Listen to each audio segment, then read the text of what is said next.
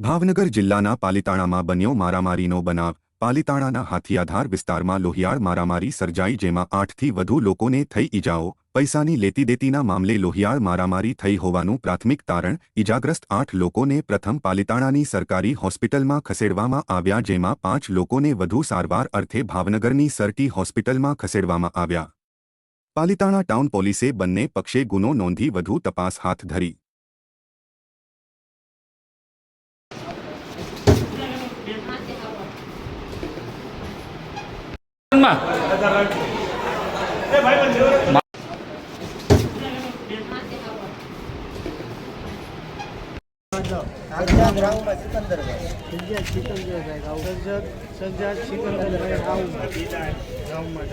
દાદાગીરી છે, વ્યાજ વાળા છે।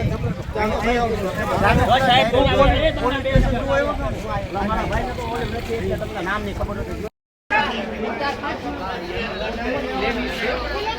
પછી બે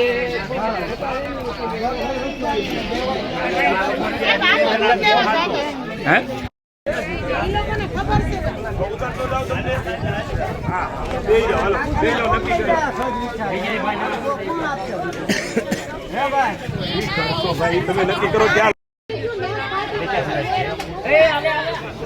મોકલો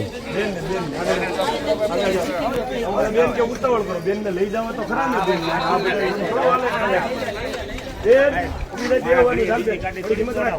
બે ભાઈ હાલો, નો થાય તો બસ ઉભા સાહેબ।